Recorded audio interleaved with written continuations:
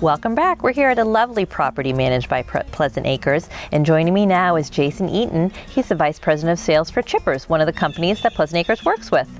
Thanks for joining us. You're welcome. Thank you. Tell us a little bit. You do some work here on this property. You've got a turf and plant management system, healthcare program. So yeah, for this particular property, we have a turf program. So we're using fertilizer and lime to adjust the pH, compost tea, basically building up the strength of the soil and the turf. So we do that on this property, and we also have a plant healthcare contract with this particular property where we're dealing with plant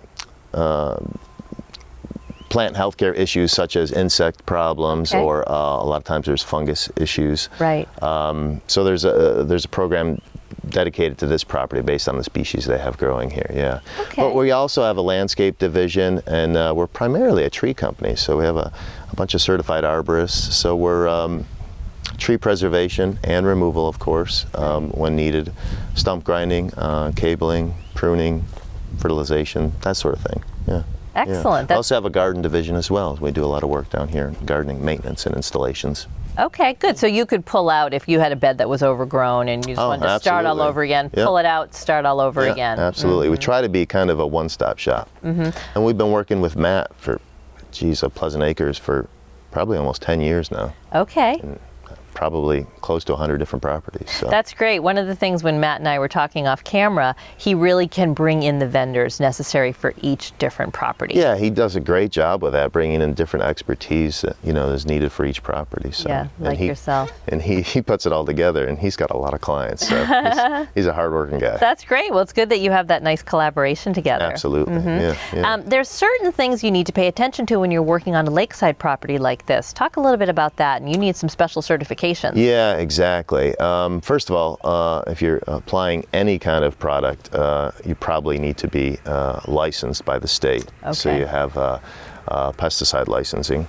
So that's taking tests through the state.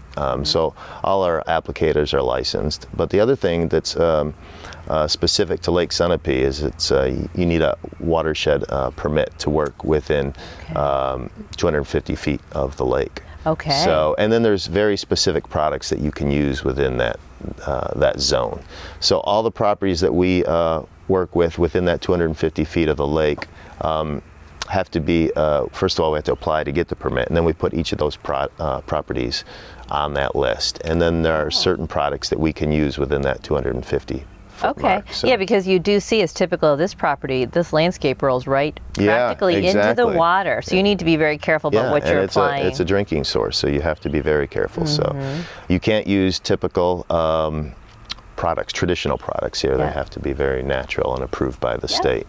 But a lot of the things that we'll do, as far as the turf is concerned, we don't mow lawns. That's Matt's gig and others. But we use compost tea, and we can use that right up to the water's edge, and that helps build up nutrients in the soil. We can use lime. We can use natural fertilizer between up to 25 feet away. And there are certain grubs are a big problem with lawns, but there are some products that we can use to deal with that. And then the same thing with the tree and plant healthcare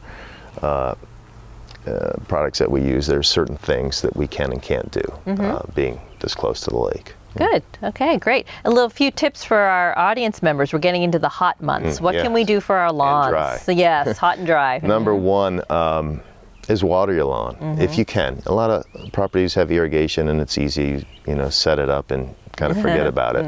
But a lot of properties don't have irrigation, and as you know, we've been experiencing pretty dry and hot weather. So water is probably the easiest. Well, I don't know if it's easy. If you have a big lawn, it might be difficult. But water is a big thing, and if you can do it in the morning, that's better. Okay. Because the leaf blade's already wet from the dew in the morning. Right. So if you water in the morning and then it dries out later, keeping moisture off the blades of the grass is a good thing. It helps reduce the amount of fungus potential. Ah, okay. So watering, and then our soils are naturally a little acidic here, so liming is pretty easy, and it'd be hard to overdo liming. Okay.